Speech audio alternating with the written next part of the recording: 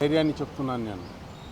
మా అసోసియేషన్ స్థాపించబడింది ఆడ కళాకారులైనా మగ కళాకారులైనా ఎవరైనా సరే మాలో ఉన్న సభ్యులకు ఎప్పటికీ మేము అండగా ఉంటూ వాళ్లకు ధైర్యాన్ని చెప్తూ ముందుకు వస్తాం. ఇకపోతే బయట పెద్ద నాయకులు వాళ్ళు వీళ్ళు కళాకారులను కించపరిచే విధంగా, ముఖ్యంగా ఆడ కళాకారులను కించపరిచే విధంగా ఏదేదో దుర్భాషలు ఆడుతున్నారు. మీకు ఫ్యామిలీ ఉంది, పిల్లలు ఉన్నారు, వాళ్లకు ఫ్యామిలీ ఉంది, పిల్లలు ఉన్నారు.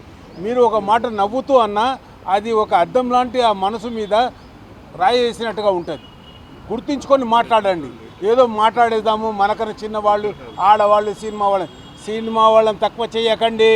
సినిమా వాళ్ళు సీఎం అయ్యారు, జయలలిత గారు ఎంపీ అయ్యారు, జమున గారు లేడీసు, అన్న నందమూరి తారక రామారావు గారు 9 నెలలలో తెలుగు మొత్తం 2 రాష్ట్రాలు తిరిగి ఆంధ్రప్రదేశ్లో 105 సీట్లతో మునగాడుగా 9 నెలల్లో సీఎంగా ప్రమాణ స్వీకారం చేశారు. అలాంటి మహానటులు ఉన్న ఇండస్ట్రీ ఇది. మీరు నేను అనొచ్చు మిమ్మల్ని, కానీ మేము అనము. మీరు ఒక మంచి మార్గంలో నడవండి, మంచిగా చూడండి. మన శివబాలాజీ గారు చెప్పినట్టు రాజకీయ నాయకులు సినిమా యాక్టర్లు కాలేరు.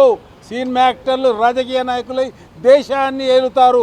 ఇప్పుడు ఏలే వాళ్ళలో చాలామంది మన సినిమా ఆర్టిస్టులు, హీరోలు, పవర్ స్టార్లు, సూపర్ స్టార్లు ఉన్నారు.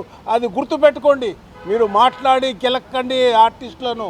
దయచేసి మీరు ఏదైనా మాటలు అంటే వాటిని రివర్స్ తీసుకొని క్షమాపణ కోరుకోండి. లేదా మేము ముందుకు వస్తూనే ఉంటాము. రేపు పొద్దున మీటింగ్లో ఇవన్నీ పెట్టి ఎవరితో ఏం మాట్లాడాలో, ఏ విధంగా ముందుకు పోవాలో మేము ఆలోచిస్తాం మా కమిటీ ద్వారా.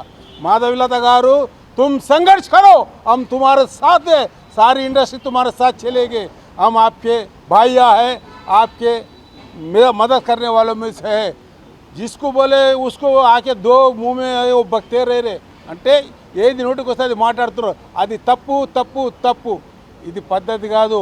ప్రపంచవ్యాప్తంగా మన తెలుగువాడు ఉన్నాడని చెప్పిన వ్యక్తి అన్న నందమూరి తారక రామారావు.